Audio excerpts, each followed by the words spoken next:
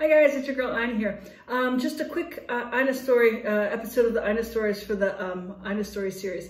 As you all know, probably by now, I was a basketball player for a very long part of my life. Now I'm a basketball coach. But if you know any basketball players really personally, during basketball season, we were never allowed to go skiing. Not that my family was hoity-toity and could have gone skiing, but I never went skiing when I was growing up because we weren't allowed to go skiing as basketball players. We weren't allowed to do those sort of dangerous winter sports for fear of hurting our knees or getting hurt in basketball season. Then as I grew up, you know, I tried, when I lived in Harrisonburg, Virginia, there was a mountain there called Massanutten. They used to call it Massanutten because it was small, but where I tried somewhere, it just wasn't my thing. I just didn't have a knack for it. And then of course I moved to Switzerland in my late 20s, and of course everyone can ski, but I was so far behind that I never took it up. I was never a skier, never really got the hang of it. And also with my injuries, I've had both knees reconstructed. I have a fake knee now. It just didn't work out for me. So I actually was never really a skier. But one day, one of my good friends, I'm actually the godmother of her second son. This is before he was born though, this is years and years ago.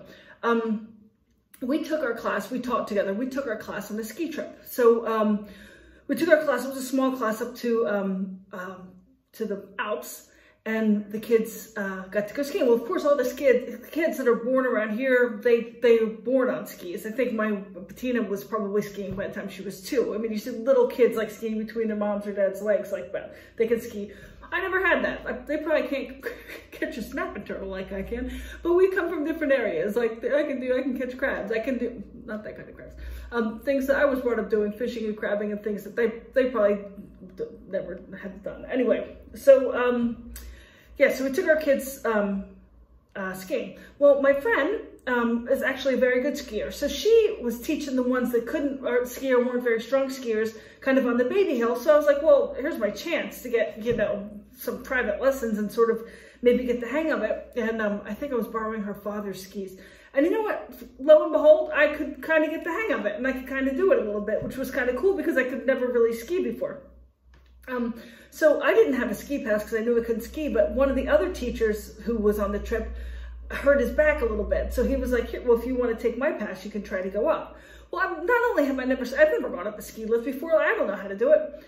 So I take the ski lift pass and I go up to the ski lift thing, and there's the guy standing there at the guy that works there at the ski pass thing. So I'm sitting there, like, I show him my pass, like it's a backstage pass or something. He's looking at me like, what the heck do you want me to do with this thing?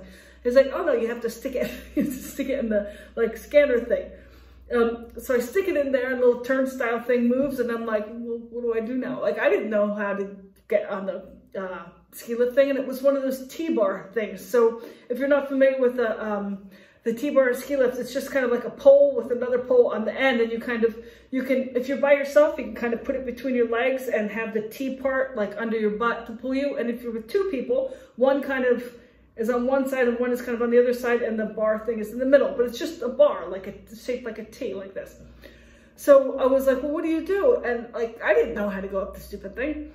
So he was like, well, he's like, I'll come up with you. And I was like, well, that's service. I mean, this guy's obviously supposed to be working here, and he's going to go up on the ski lift thing with me, which was cool.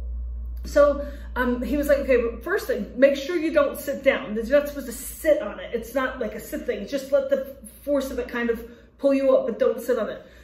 So we get to the thing, and I'm really shaky on skis anyway, so I kind of get to where I'm supposed to be, and he grabs the thing and puts it behind me, and of course, because I'm inexperienced, the tendency is to sit down. So I kind of sit my weight down, and of course start to fall, and he was a big guy, and I'm a big girl, as everyone knows, but this was a big, healthy fella, and so he grabs me. So he's on one side, on the other side, and he like grabs me. So he's basically has his arms around, our faces are like this, like, hello, how are you?